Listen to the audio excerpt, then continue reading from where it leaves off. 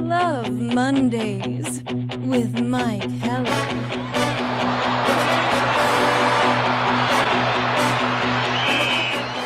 Broadcasting live from an undisclosed bunker in the Badger State, this is I Love Mondays with Mike Heller. Powered by determination and a little bit of duct tape. Here's your host, Mike Heller.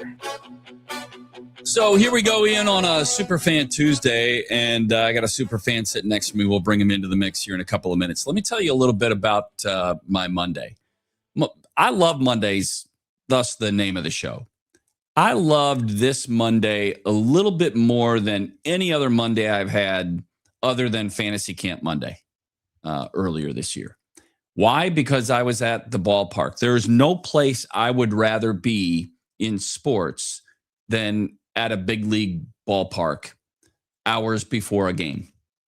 It's relaxed. You get to see the work that goes into what it is they're doing that you just don't get.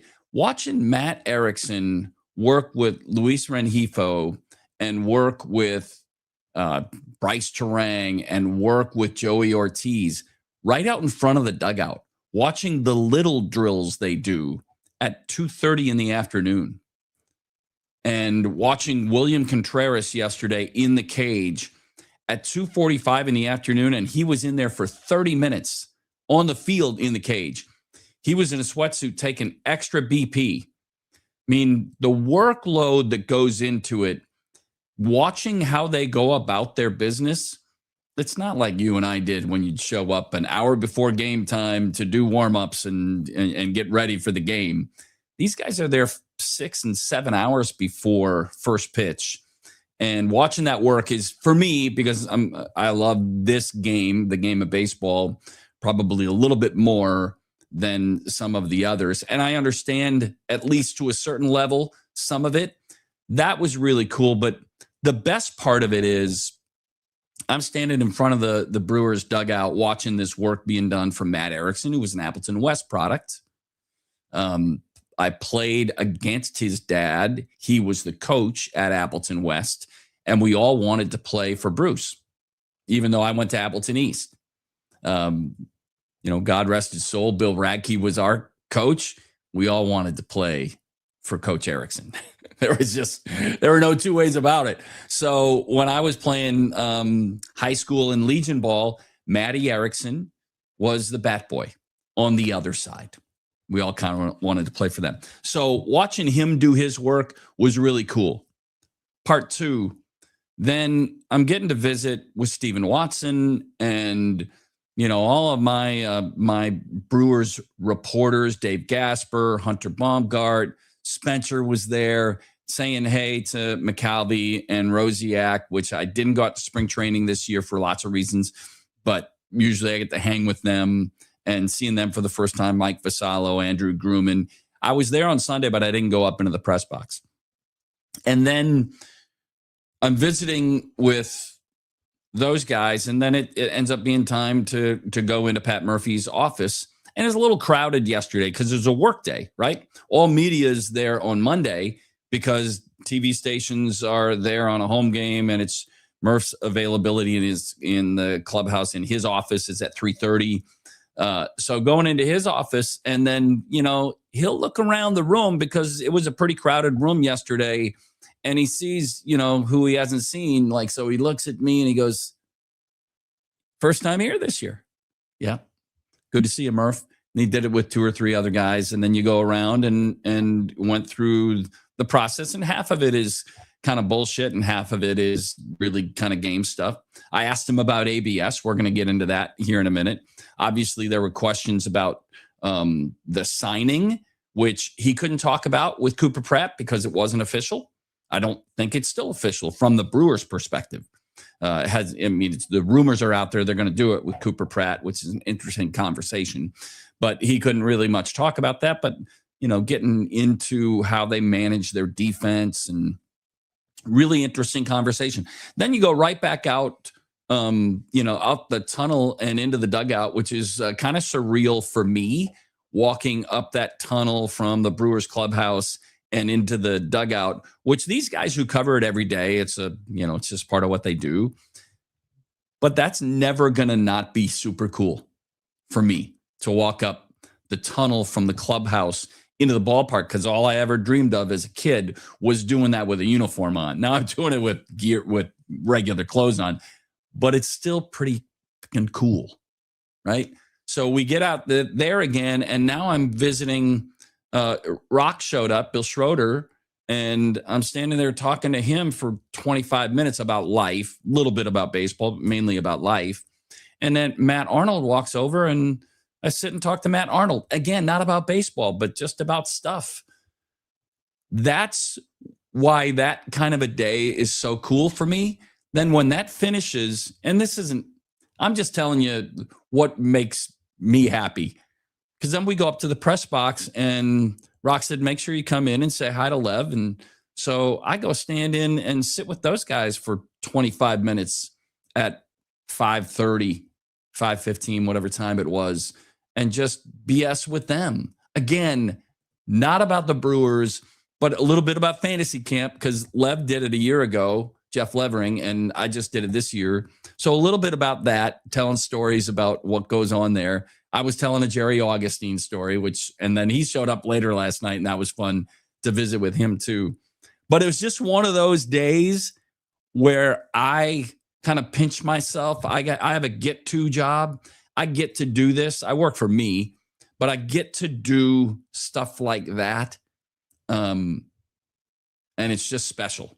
It's really cool. Now, from a game perspective, Brewers didn't do enough. You play 162, you're going to have nights that the offense doesn't show, and it didn't show. 4 singles, a double, and a home run, and not enough pressure on what Tampa Bay had from a pitching staff standpoint. Nick Martinez was pretty good last night. Usually you think you got a chance to get Nick Martinez, but they didn't. Well-pitched game from Kyle Harrison, minus the first inning solo home run. Brewers first-timers have had a bit of a hard time in the first inning. But a couple of notes that I wanted to get to, and let me do my normal open here, because Mulcahy says, happy Tuesday. I love Mondays, gang. Have a great show. Mike, thank you, Mulcahy. Appreciate it. And also James, who does this pretty much every day as well. Good drippy morning, Mike. Appreciate that. There's a lot going on. So let me cover off on a couple of things before I bring in Superfan. Tim Dillard's going to join us just after 30 minutes past the bottom of the hour. He's going to join us about halfway through the process. Some of you aren't watching live at 10 o'clock, so I don't want to say at 10:30. So that's the genesis of that. Dilly went back to Nashville after the opening weekend series. I got to visit with Tim Dillard, throughout the preseason. He came in and did a banquet with us. So Dilly's happy to jump in, and I look forward to talking to him. Vinny Rottino will join us on Thursday, as he does on every Thursday. It was his first day at the ballpark yesterday, other than spring training. So I got to visit with him yesterday as well. So we'll get into the Cooper Pratt conversation, and I want to dig into some ABS stuff as well. But I also want to go back to the weekend, because Wisconsin hockey's win on Saturday over Michigan State is one of those epic moments. And the guy sitting to my left, who I'm going to bring on in a moment, he'll be on your right. You'll recognize him because he's been here before. He's the JV, Jeff Vilker. He's also treadmill. So we'll get to that. There he is. Look at that guy. Hey, morning. You look sharp. You can't not look good. I know. I don't have one of those. So on camp, they give us a home and a road. So it's the cream and it's the dark blue. So I have a home and a road hung up upstairs, but I haven't worn them other than at camp. Not much of a jersey guy, but I mean it just fits you. Yeah. Yeah. I mean you get the sleeves, the whole deal. Shoes. Oh, I didn't even notice the shoes. I was walking out with Stephen Watson last night, and he had shoes he bought at an auction that were yellow stripes, those shoes, but yellow as the accent color. And the yellow was, if you had to look close, but it was cheese painted on. Yeah. Yeah. He bought them probably a little pricey at auction, but for a good cause, for a charity. I should probably, here's the thing. This is what happened. Your mic wasn't up, but I don't have headphones on. So we're going to put headphones on when Dillard comes on. So people heard you there, but they didn't hear you directly on your mic. So now do it. What I just said? Yeah. I think you just asked me to buy you a jersey. That's No, what I think just happened. No, I didn't. Let me get your real time. Take me back to Saturday afternoon. Yeah. When Wisconsin hockey is down 2-0 against Michigan State in Worcester, Mass. Yeah. And we're ticking inside of 5 minutes, and you're starting to go, oh, shit. Yeah. Because if you don't score fairly quickly, you're going to be in the same position Dartmouth was in 2 days earlier against Wisconsin, where you got to pull your goaltender. If you're down 2 goals and you get close to 3 minutes left in the game, you've got to pull your goaltender now. And then you are subject to a 4 or a 5-0 loss. Yeah. Where were you? How did you take in the final? How did you take in that third period? And what was your reaction? Exactly what you just said. I think we all went from when are we going to pull the goalie to holy shit, this game's tied. Yeah. I mean, it was 34 seconds, I think, between goals 1 and 2. 2 and 3, right? Yeah. We were down 3-1. Do I have that correct? right? We scored first, and then they scored 3 in a row. So we're down 3-1, ticking inside of 5 minutes in the third period. Yeah. And with that netminder on Michigan State's side. Yeah. He's a Hobie candidate, Mike Richter Award candidate. You might win it. Yeah. That good. And we have Friday night season tickets. Yeah. So we lived, and this was talked about a lot during the end of the season, and certainly during this playoff run. It's not a team that can lose to any. We talk about Badger basketball. They can beat anybody, lose to anybody. That I didn't think that was the case with Badger basketball this year, but I understand where that sentiment, where that thought comes from. It certainly was the case at times with hockey, with a strong start, a big lull in the middle towards end. And then, of course, you got the Michigan split in the Penn State sweep on the road. Yeah. And it's like we're back. And then you 7-1. Was that the Ohio 7-1 State? against Ohio State. And that was and so then you had to sit there, and they needed a little help to get into this tournament. They had to have a couple of, had it gone the other way, they're not in the tournament. Yeah. Had a couple of results flipped in conference tournaments, Wisconsin's not in the tournament. Yeah, last at large. I believe so. Yeah. Yeah. In fact, you needed that. Dartmouth beat Princeton. That helped. That was in Michigan beat Ohio State. Yeah. Both. You didn't need necessarily both. You needed one of them. But if they both go the other way, Wisconsin probably isn't even in the field. Yeah. Right on the edge. That 6-game losing streak, 3 weekends in a row, almost bit them.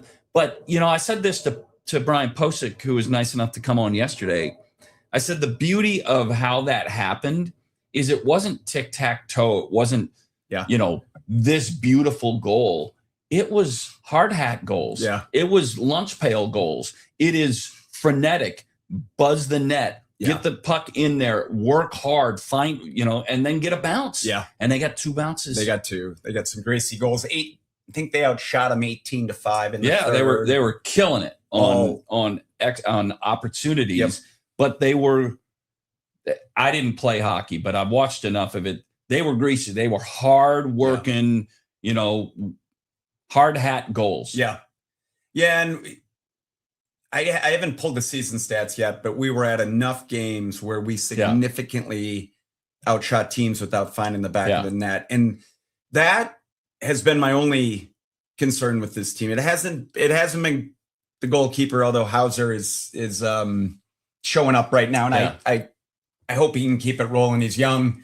He looks great. It hasn't been for lack of opportunities. It hasn't been for lack of shots. But at some point you go, all right, we outshot 40-22, but we lost 3-1. And it wasn't the goalkeeper. They were good goal. Are we taking the wrong shots? Yeah, sure.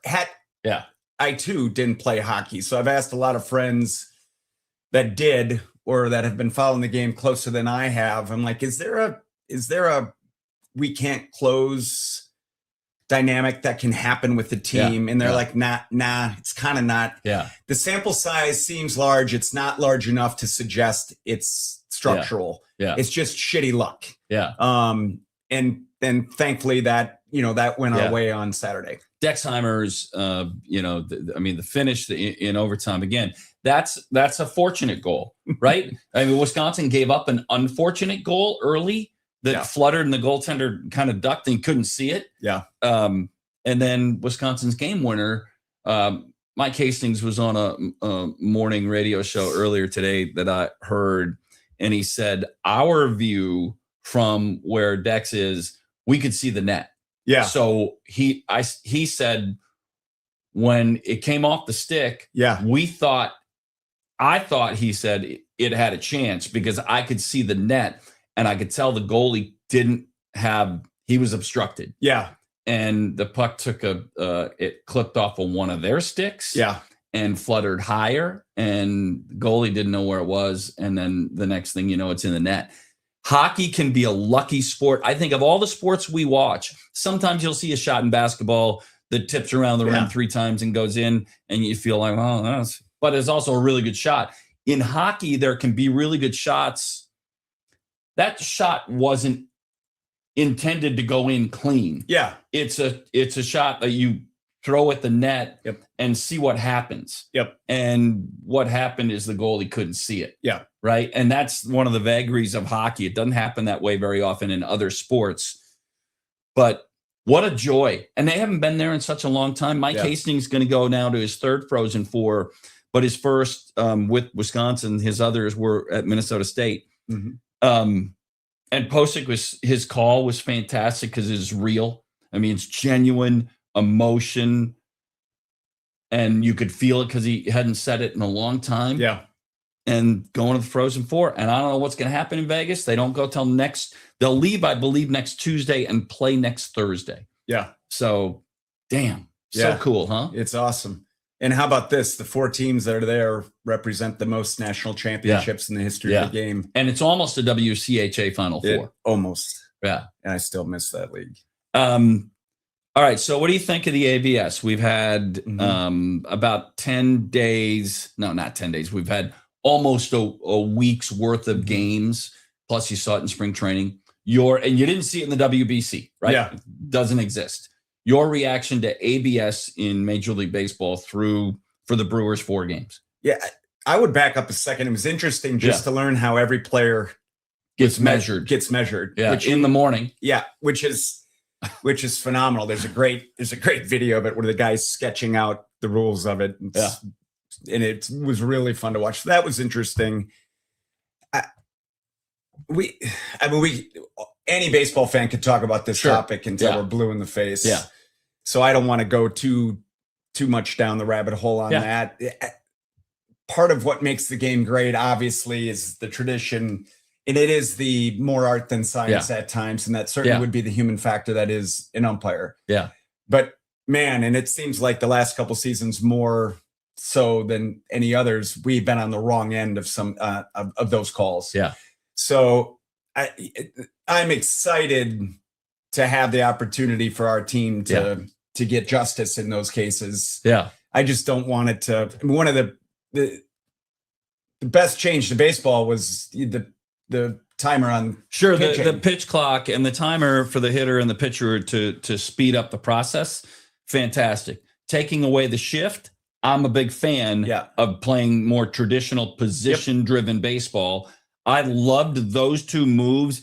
It's subtle, but the bases make a difference too. Yep. The 2 moves over to first make a difference. All of them I love.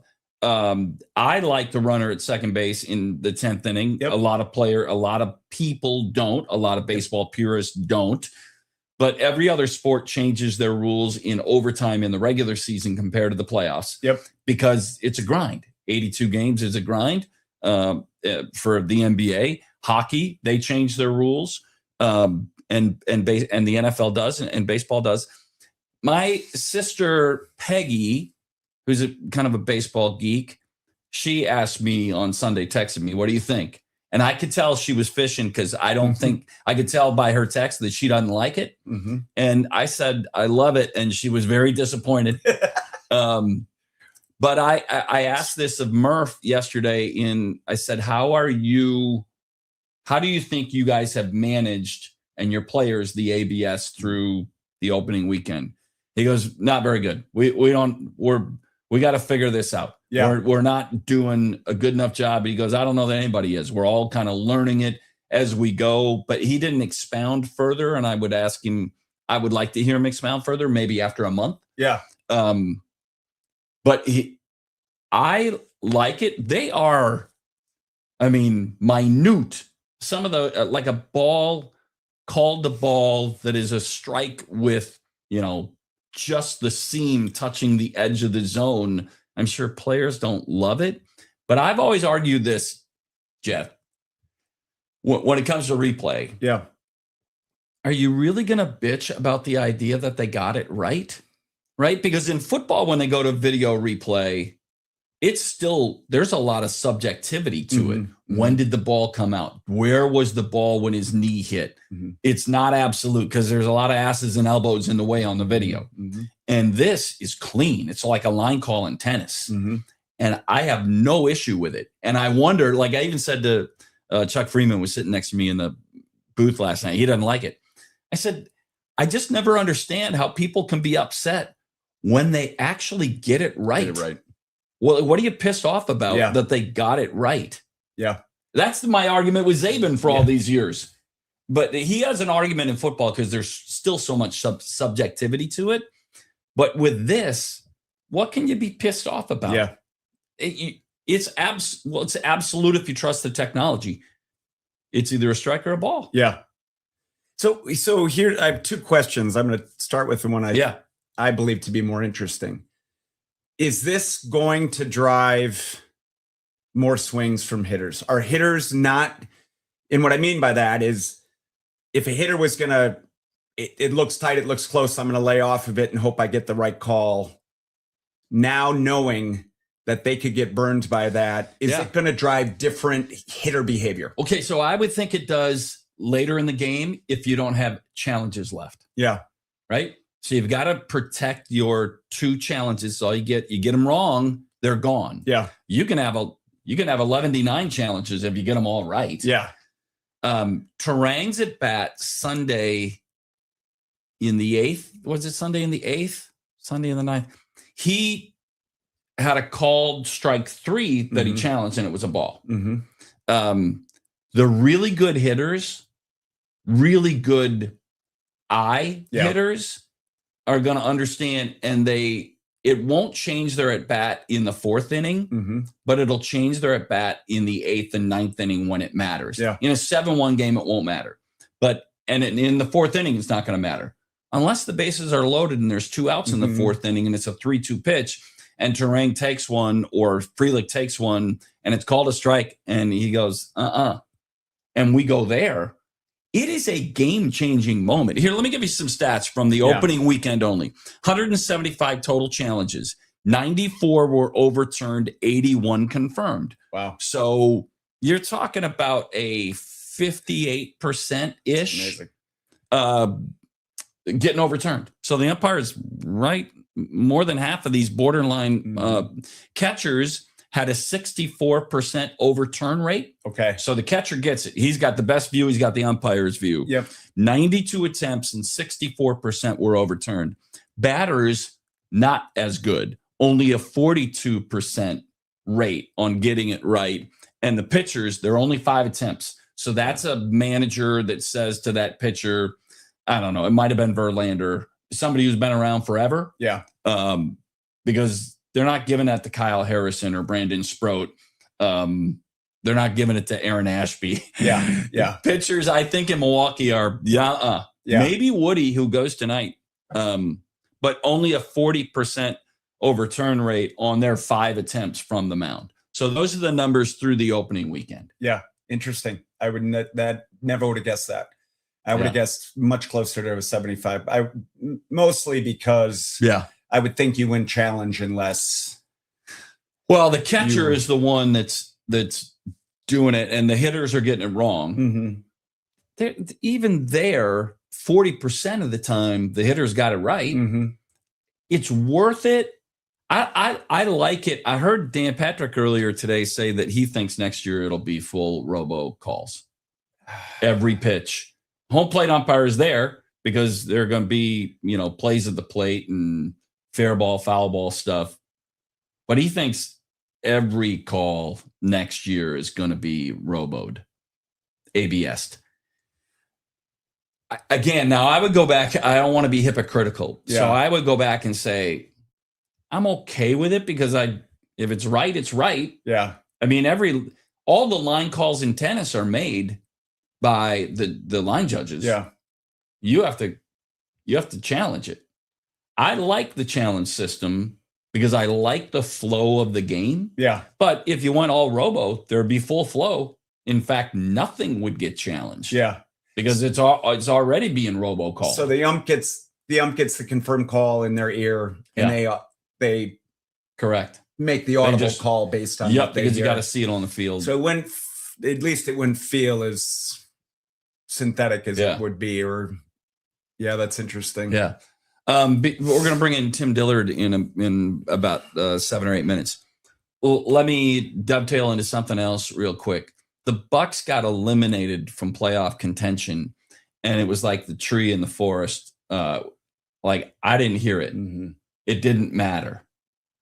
They're the one sport, the one team in state where if they're really good, Milwaukee Metro is all in, and pockets of interest around the state are all in, but not everybody's all in. They're also the one sport when they are irrelevant. And this year they were that. They became that. That even Milwaukee Metro doesn't.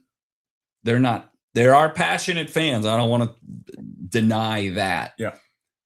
But it's a franchise that right now is staring into the abyss because I think Giannis has played his last game for the Bucks until he comes back for a retirement circuit when he's 38, 39, whatever that time is. Doc's gone. Giannis is going to get traded in this offseason, and the Bucks are a team that is going to be a mess for a few years, and that's hard. It is. Bucks. I mean, big Bucks fan. Yeah. So how do you view this differently, maybe, than me? I wish I could say I viewed it differently. I don't view it differently. I mean, I think it's more or less a total rebuild coming off. I mean, the good news is there's a lot of good recent memories, and that's not going to get butts and seats. It won't, but it'll keep the fan base interested. It'll keep them focused enough, and I'm going to use the term buy some time for them, but and it's tough part about a rebuild is look how hard it is to win a world championship in that league.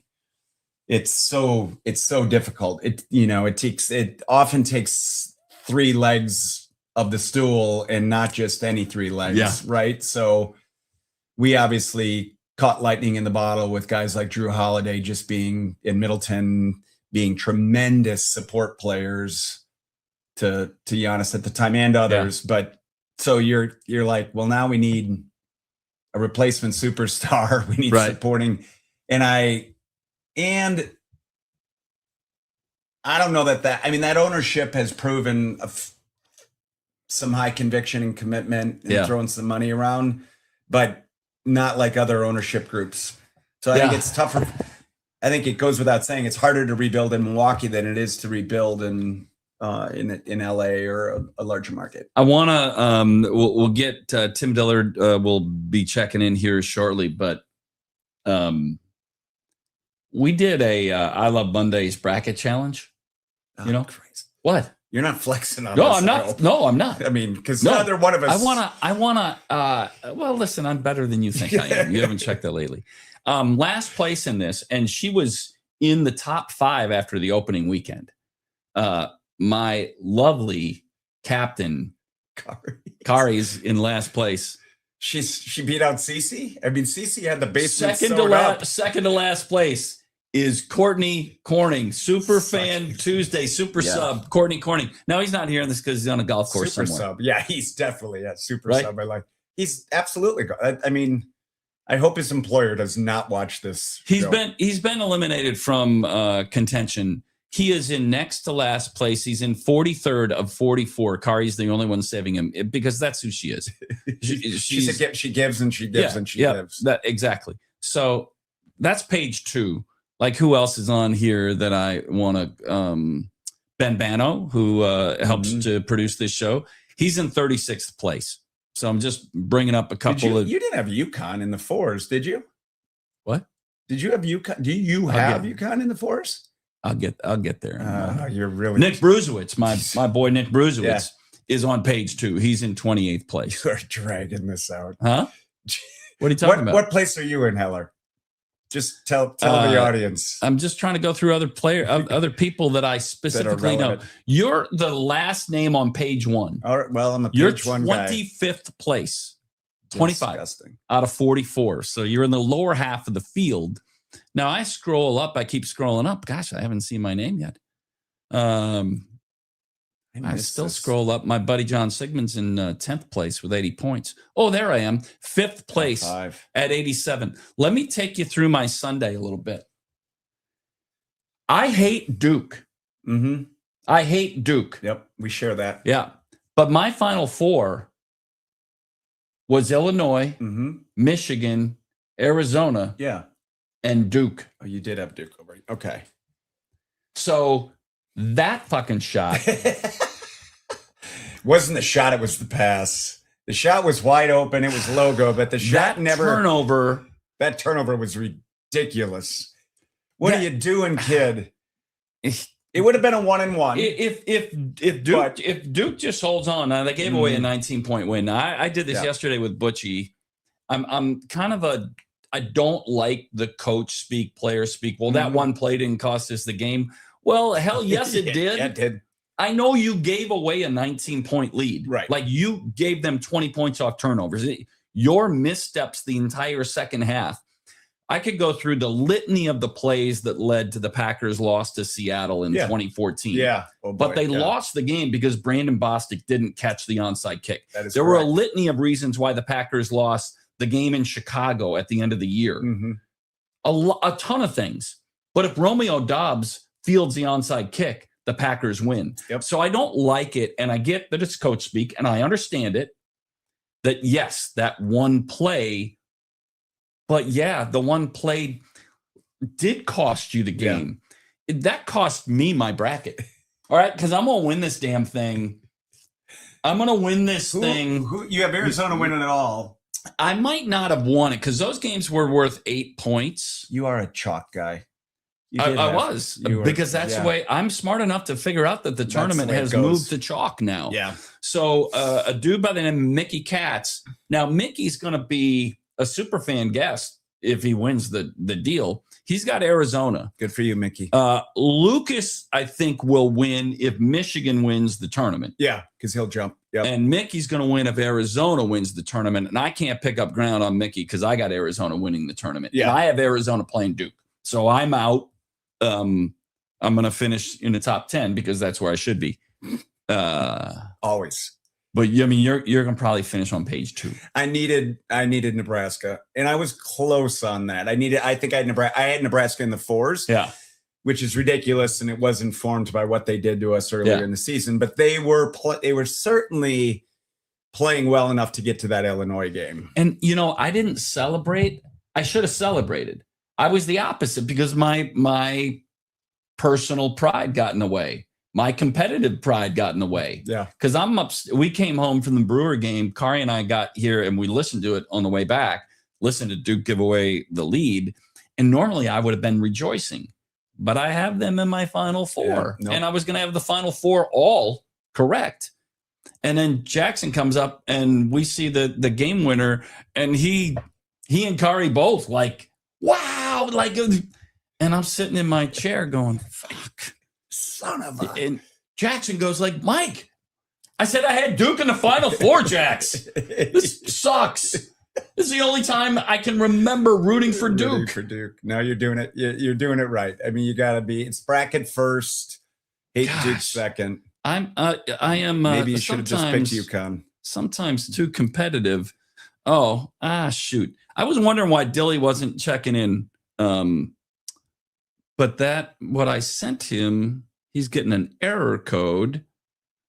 So let me switch over to my podcast sponsors and say thank you while I see if I can't figure out a different way to get Dilly into the show here. I want to thank our sponsors. Potawatomi Sportsbook is a sponsor. Bet above the rest for all our sports bettors. Head over to Potawatomi Sportsbook in Milwaukee. Unmatched sports betting experience. It's got everything you need all day, every day to bet above the rest. And they also have those shuttles that go over from, like tonight, 6:40 game time at American Family Field. The shuttle will get you over there. So that part is cool. Also brought to you by Habish and Rotier, our personal injury attorneys. And it is exactly what you need. We do injury reports. And I was hoping the Brewers didn't have one yesterday when Aaron Ashby looked a little bit. They brought out the trainer to go look at him in the game last night. And he was fine, but he did give up the home run just prior to that. So it might have been a neck injury, when he turned to watch the ball fly over the wall. Little whiplash from the ding dong. Yeah. Multitasking here, Whatever sending Tim means. Dillard the intro or the invite into the show. So little multitask here on my end. So that's why this moment is getting a little convoluted. All right, so we're going to get Tim Dillard here in a moment. And then I want to thank our presenting sponsors. And I do this every time I talk about our sponsors. And whether that's with Potawatomi or Habish and Rotier or with M3 Insurance or Neuroscience, they have trusted in us as a partner sponsor for the show. And I need our viewers / listeners to trust them and to go to our sponsors for your opportunity, whether you're buying insurance or in part involved in insurance acquisition for your company and employee benefits. M3 Insurance is part of that. They help businesses and individuals manage risk, purchase insurance, and provide the right benefits to their employees. M3 leverages digital and product for your advancement. Go to m3ins.com. Also, I Love Mondays is presented by Neuroscience Group, excellence in brain, spine, and pain care. Choose Neuroscience Group in Northeast Wisconsin, neurosciencegroup.com. And look at that. We have to do this because now we got to put headphones on because I need to hear my guy, Tim Dillard. So I go here, and then Tim's going to love this because I bring him in, and he's ready to go. And then there's, hi, Tim Dillard, look at you. You're all batted up and you're set to go. Yeah. Can you hear me okay? I mean, I had some trouble getting in. When I'm off duty, man, technology just defeats me, right? When did orange glasses become your deal? The orange sunglasses? Because, I mean, it's on your logo. It's just part of who you are. When? Yeah. Man, 2014, maybe 15. I used to have black giveaway glasses that were from Roy Orbison night for the Nashville Sounds back in like 2010 or 09. And I wore those forever. And then I dove for a Frisbee in the ocean and those glasses left. Yeah. I was so mad, walked straight into a gift shop, bought orange sunglasses for $5. And then it kind of became a thing. And those glasses are long gone. They broke, but I bought a box of 100 of them that were the exact same kind. Yeah. And now my kids can recognize me in parking lots or whatever. They can see me from across the way just because of the orange glasses. You haven't upgraded. It's not like you've gone to Oakley or Ray-Ban or something on the oranges. I mean, you're just buying cheap $5 sunglasses, right? Sunglasses. Absolutely. And you know what? I don't feel bad if I lose these or if I sit on them or whatever. I got plenty of more, and they're cheap. So like one day I was at a getting coffee, and this lady was like, that was taking my order, was like, "Oh, I love your glasses," and I just took them off and was like, "Here, you can have these if you want." And she was like, "Really?" And I'm like, "Yeah." She probably threw them away because they're used, but either way, it's fine. Dilly, I'm going to introduce you to Jeff Vilker here in a moment. JV is my Superfan Tuesday co-host. But the 3 bats, are those like drop threes?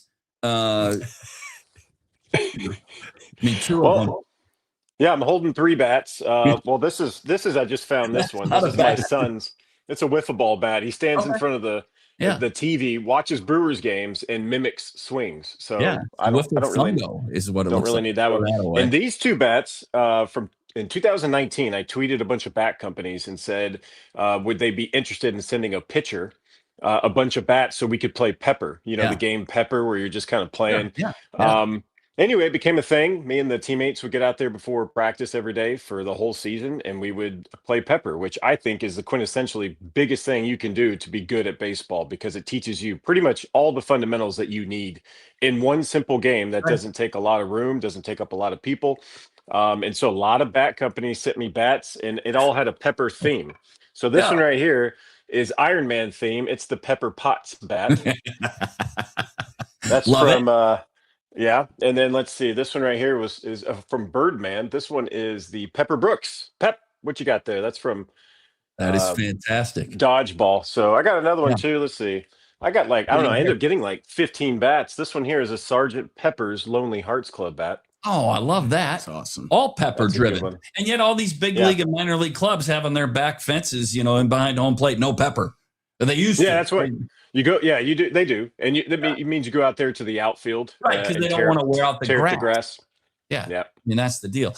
I got one of those Brewers fantasy camp bats. That your is on, where all the coaches signed it, and then the other one is a South Frelick that we got for going to camp this year, and the one next to that is a Christian Yelich that I bought at an auction. Now get this, so I bought it at an auction. And I go to pick it up, and it's the auction item said a autograph engraved Christian Yelich bat. Ooh. So I go to pick it up, and it's an etched autograph. Like, it's not his autograph. It's like burnt into the bat.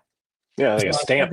I said, kind of misleading. I listen, I'm not trying to return it. I love the bat. I'm going to take the bat, but a little misleading that it wasn't a signature. Yeah. I mean, not signed. So then, Dilly, you know the drill. Like, if you want something autographed, you have to go through Jason Shogert, right? Yeah. Right? Because we don't get to ask for an autograph. So I had to go through the Brewers front office and say, hey, this is for charity. I bought it at a charity auction. And is there a way to get this signed where I'm not going? Because I can't ask Vassallo. Yeah. Don't do that. And we would lose our credential if you're in the clubhouse and went up to a player and said, hey, can you now, if we went through Jason Shogert and I said, hey, we're going to auction this off. I'm going to give you this. Could you, whenever it happens, get, you could do that. Right. But there are rules to this. We can't step across those lines. Well, they had, on the official pass that they give us. Yes. There's all this tiny writing, and basically it's like, you better not ask anybody because there's repercussions. So I got to be careful too, because there'll be games where I'm on the field. Maybe I'm not even working, but I'll have like my youngest, he's 10, and we'll be like watching BP or something, and people will come by, and he's like, hey, can you go get this signed by whoever? And I'm like, no, I can't. And they're like, you can, because he's scared to do it. And I'm like, look, dude, look at this pass. Legally, I can't do it. You're going to have to work up the courage, bud. Yeah. Now he's full blown, man. He once you get like Yelich's autograph, Josh Hader, Ronald Acuna Jr., like those kind of autographs, that builds up your self-esteem a little bit. So now he's real gung-ho about it. But yeah, legally can't do it. Sorry, pal. Yeah, those are the rules. All right, let me bring in my guy. This is Jeff Vilker. So let me give you a little bit of the backstory here, Dilly. Vilker he's a worker, like a fitness kind of dude. Like he bikes. Like how far will you'll ride this afternoon? Oh yeah, I ride every day. What's today's regimen? Provided the rain holds off, maybe 40 miles. 40 miles. Dilly, last time on a bike for 40 miles? Never. I don't even think if you logged all the hours I ever spent on a bicycle, it wouldn't equal that. Billy asked me last time I exceeded 71 miles per hour on my fast pitch. So we all have our talents. Yeah. That's about like me. we remember doing that thing last year when I still had a radio job instead of a podcast job, and you came out to the we had a tailgate with our iHeart crew, and we had a pitch, a radar gun, set up, speed pitch, and you came out. You didn't even like warm up your arm. You just like took the ball because I think you had stuff to do. You were working that night. You came out there and you did throw one, two. Yeah, one or two. I threw what was allotted, but what you don't know, the backstory, and I may have told you later, we were in Cincinnati, maybe not even a week before that, and for whatever reason, my back went out just trying to move a suitcase that was empty. It was an empty suitcase. You know what age is. Age is terrible. And anyway, I just moved this thing like a foot, and I'm like, oh, my back. So my back was kind of like pretty jacked up when I went out there, and I was disappointed too, because I was actually like, that whole off season, man, I'd been playing catch a little bit. I'm like, I'm about to fire this thing in there, and then I walk out there and I'm all crooked, and I'm trying to act like I wasn't. I'm better now, though. Give me another chance. Oh yeah, we'll set up a speed pitch on the I Love Mondays podcast. Bring you in, special delivery from Dilly. So what were your impressions in this opening weekend? And maybe you can walk us through what Brandon Sproat was going through on Sunday, because it just kind of ate him up, right? A little bit of the moment. He was out of kilter physically, probably because of being overamped. Like, what did you see when he couldn't? He gave up 4 runs before he got an out. Well, I promise that for most pitchers in pro ball have done that exact thing where it's like walk, base hit, walk, grand slam. Yeah. If you haven't done it, you just haven't been in professional baseball long enough. I was in it for a long time. I probably did that multiple times. And and honestly, you can't put your finger on the one thing. You're like, what in the world happened?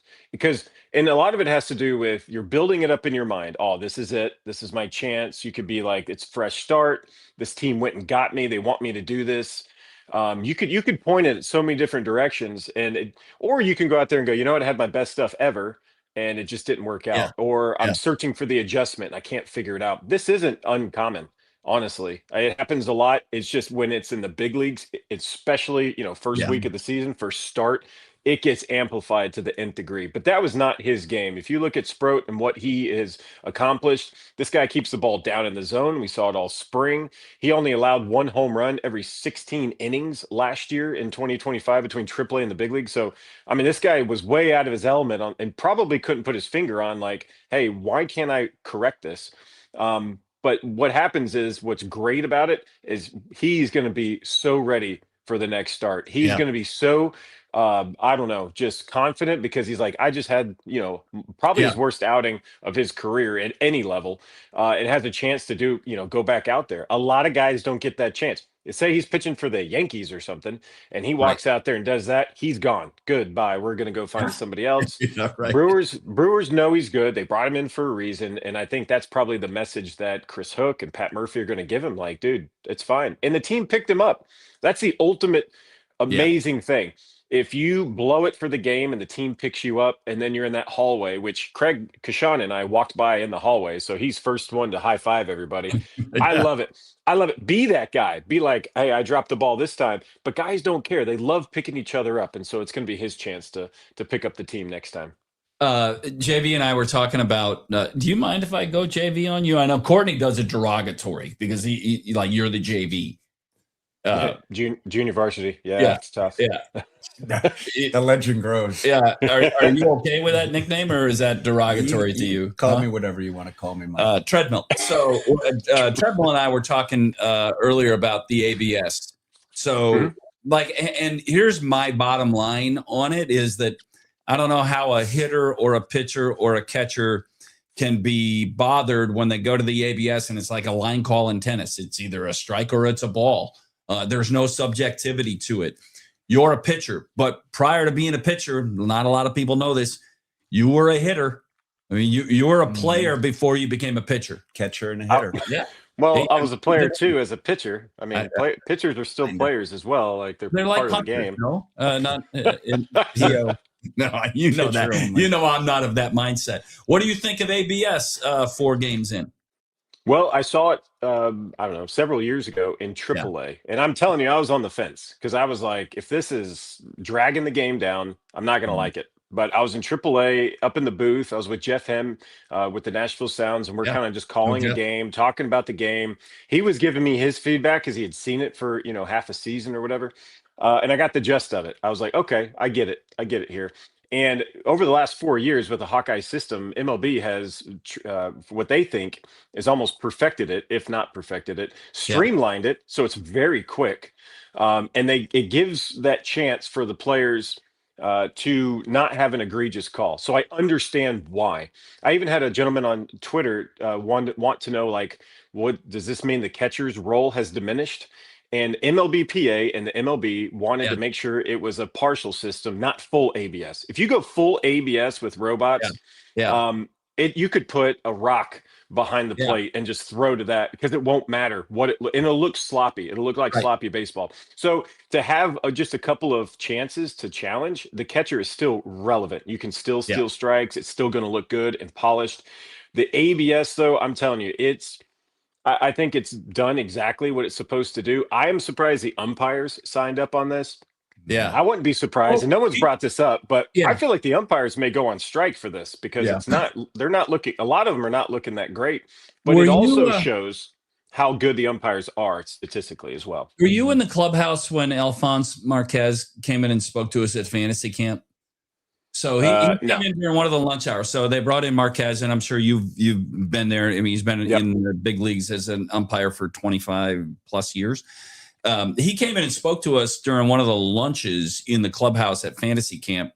And he didn't like it because he said, I have so much pride in what I do that I before people could, I don't think he got that call right. But he goes, now they're going to know I got it wrong. And he goes, that bothers me. I don't want to get it wrong. I've never wanted to get a call wrong. I think in my heart and in my mind, every time I make a ball strike call, that I've called it right.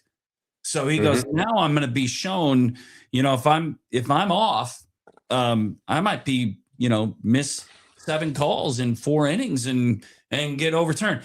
But I don't think, Dilly, that's what the game is doing because of the 2. I love that there's 2. You got to protect them. You can't be, on a 1-1 count in the 2nd inning.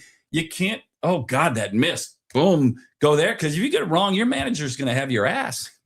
Yeah, right? And every team's going to have a different philosophy on what it is going forward. Sounds like Pat Murphy really wants to have one going into the later innings, and you get one. If you have 0 and you go extra innings, the MLB gives you another challenge.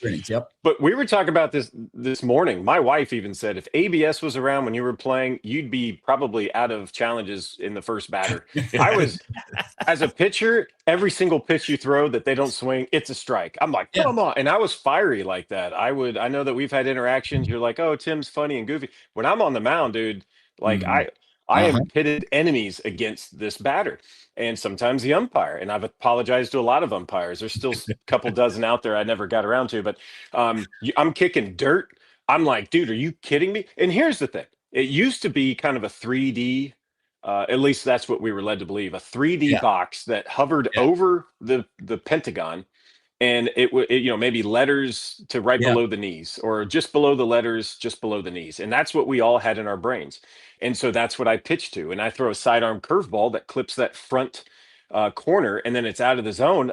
Right. In my mind, that's a strike. So the strike zones with the ABS system has been defined differently for the first time ever. And it's a 2D system that goes by that point in the middle of the Pentagon. So now there's guys that are hitting spots and they're not getting the call. But here's the grace period that I think we're going to see, and it's going to transition into something pretty normal, is the first couple months, hitters are getting used to their zone because they've been measured. Pitchers are getting used to the zone because it is a little bit different than what they're used to. Catchers as well, but definitely umpires. Umpires have been calling this system for some of these guys decades. Yeah. And now it's like, okay, well, it's different now. And so I think you're going to see a lot of this, but guys are going to grow. The hitters, the catchers, the pitchers, the umpires. I think by July, it's going to be almost a nothing thing. I mean, it'll happen every once in a while, but not at the rate that it's happening now because these guys in all of these roles are just that good and they can make adjustments. And it's 2.5 feet in depth from where the ball enters the catcher's mitt to where it's being measured, right? Oh yeah, because you're talking about being measured in the middle of home plate. I mean, that's 2.5 feet before the ball gets from there into the catcher's glove. So framing matters for the umpire, but framing won't matter. The ABS doesn't consider framing because it doesn't, it won't call it. Yeah. Yeah, it won't call it as far as like, oh, he framed it well, so he beat our system. Yeah, but right. Yeah. if you had unlimited challenges, then framing wouldn't matter. But because you have two challenges, what if you're done with them? Or what if you only have one left that's a 7th inning and a dude, sticks it and the batter's like, he has to make a decision. Do I just ruin this for everybody, or maybe I'm right? I even saw on Twitter people were bagging on Jose Quintana he threw a pitch inside on a guy. Umpire calls it a ball. He tapped his hat, even though he's a pitcher. He tapped it, and they reviewed it, and it missed by like 2 inches. But in his mind, he's been in the big leagues 15 years, and he throws this little cutter thing inside on righties that clips that inside top corner. Well, now that's no longer considered. So there is a learning curve here. And believe me, if you have 10, 15 years in the show, you as a pitcher, you should be allowed to challenge. I don't think any pitcher should really do it, but if Justin Verlander wants to challenge, if Brandon Woodruff throws tonight, let these guys challenge. But outside of that, I mean, if I was out there, I'd tell you, our whole team would be out of challenges in the first 5 seconds of every game I was in. Dilly, it's great to visit with you. I'm sorry for my mix up on getting you the proper link. But I hope you'll say yes to doing this again. Absolutely. This is awesome, man. I'd say we're just kicking it. Next time I'll grab a brew with me. It's off stage right now. You can't see it. I finished my Friday shows. I have that, and I'm throwing back some brown at the end of a Friday show. But I listen. I don't want to be prejudiced. I love Mondays. I can drink bourbon any day of the week. So we'll do it again. When are you next? Because you drove back through the night after Sunday's dramatic finish to get back home. Are you in Franklin? Is that where you are? I am. Yep, I'm in Franklin, Tennessee. I'm going to be off for the next 10 days. So I was like, I might as well just drive back home. And so I got in my car, texted my wife, said, hey, I'm on my way. Took 9 hours. I didn't text anybody. I didn't call anybody. I don't even think I said a word out loud until maybe Kentucky. I think I was about to lose it, so I started singing along to the radio. But I mean, nobody wants to be locked in a room with me for 9 hours, much less myself. So, but anyway, made it, and I'll be back in Milwaukee in no time. All right. Hey, I appreciate you. I appreciate you coming in, doing the banquet. It was a blast being around you at fantasy camp. I'm a big fan. Appreciate you jumping in here. We'll do it again. Absolutely. I'll come on anytime. Thanks, Mike. Right. Appreciate that. Great meeting you, brother. Tim Dillard joining us from his home in Franklin, Tennessee. So, I mean, I didn't give you any runway there. People want to listen to Tim right now. They don't want to listen to Treadmill. That was awesome. Isn't he good? I mean, he's good. He's a character. I mean, not only does he have 19 years of professional baseball experience, he's not only is he tied closely to the Brewers organization, but he's a fucking character. I mean, dude, I sat awesome. I sat next to him on a bus ride back from the stadium at fantasy camp, and I didn't know all the iterations of Dillard, catcher, hitter. But when he got kind of bent over sideways a couple of times, because he could throw. He was not a sidearm guy. Oh, he threw over the top. And he threw hard. Mm-hmm. And then they messed with him a couple of times as a starter, lengthening, shortening, doing stuff. And there are elements to the game that it's not politics, but people use it. Well, there's politics in all sports with coaching and players. Mm-hmm. Yeah, they don't always know what's best, but they do get the final say. Coaches do get the final say. They don't always know what's right for the guy, what's right for the organization. It's educated guesses. And I mean, Dilly's probably at some level going to play the what if game. Well, I'll ask him that the next time we have him on. How much what if does he, or does he not travel that road? Because you can do what if as an athlete your whole life. he's drafted 2 different times. I mean, he battled injury. Yeah. Early on injury. There were from the research I did and just kind of knowing him, being a Brewers personality, not knowing him personally, that guy, I hope he doesn't play What If, because the What If could look like, what if I went to lasted 19 years? What if that injury would have been career ending? What if I didn't continue to fight through adversity? Because you look at his resume and you're like, that is persistence personified. Like that guy did not, he bet on himself the entire time. And a really good dude, which matters. So that's all. He better send us, I was going to ask him at the end. I expect a couple of signed pairs of sunglasses. Oh yeah. I get on that, Dilly. Yeah. He's not listening anymore. No. Is he? No, I don't know. He's playing wiffle ball. Yeah, I hope. Watching last night's game back and playing wiffle ball simultaneous. All right. That's it. We do an hour and we're, what are we in on? We're an hour and 47 seconds. That went quick today. I know. Yeah.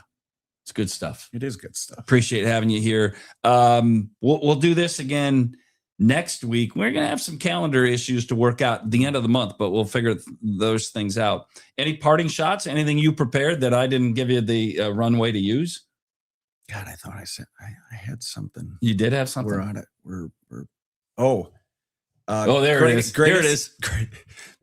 Men's hockey game. Dave, Dave from Zimbrick sponsor us. Sweet Zimbrick. Bitch. Caught the comment. Badger hockey. Puck gets, I don't think it was icing, but puck gets dumped late in the course. She goes, massive dump there. And I'm like, dude, of course. She wants that back so bad. Just took a mess. I'm like, come on, man. We can end on a massive dump. Oh, that's fantastic. Tomorrow on the show, I haven't figured out tomorrow's show. So I will. I'll figure it out. And look at who just weighed in. Oh, yeah. Isn't that our guy? Great show, fellas. Yeah. Attaboy. Thanks for the note. Sweet bitch. It's just, if you know, and it's funnier if you do, I suppose. I haven't discovered exactly what tomorrow's show is going to be yet, but it's going to be something. It is an OG Wednesday. So, I might go to the old roster to find whoever's going to jump in on tomorrow's show. And then on Thursday, Vinny Rottino is back in the mix. So Vinny will join us on Thursday. Treadmill. Great work by you. 40-mile ride going on this afternoon. Unless it rains, then he'll go 50. Right? Is that how that works? I'm allergic to rain. No rain. We'll do this again tomorrow. Big thank you to our sponsors. Do this on the way out. Big thank you to our sponsors as they are part of what we do. M3 Insurance. This show is presented by M3 Insurance. With M3, you get it all. Personal guidance you need to protect and grow your business, and a team that provides tailored insurance and risk management solutions and unparalleled service. Don't settle for anything less from your insurance broker. Visit M3 Insurance at m3ins.com. I Love Mondays, presented by the Neuroscience Group. From diagnosis to recovery, Neuroscience Group brings together neurology, neurosurgery, pain management, and therapy all under one roof. Advanced care closer to home. Neuroscience Group. You can go to neurosciencegroup.com. Brought to you in part by Habish, and Rotier. All of our injury updates. We never did get to Cooper Pratt today. It's not an injury, but it's a big signing. I guess I'll cover a little bit more on that during the show tomorrow. But this show presented in part by Habish, and Rotier, 13 locations to ensure you get a hometown attorney who understands your life and the impacts of your injury and is personally committed to your recovery. Habish, and Rotier, and brought to you by Potawatomi Sportsbook and Casino. Want to bet on the sports you want when you want? Go to Potawatomi Sportsbook in Milwaukee. Trust me, it has everything you need to bet above the rest. All right. We wrap up on this Tuesday. Thanks for being with us. We'll do it again tomorrow and try and be better. Thanks for being here. I Love Mondays. The Tuesday edition is now a wrap. I Love Mondays with Mike Heller.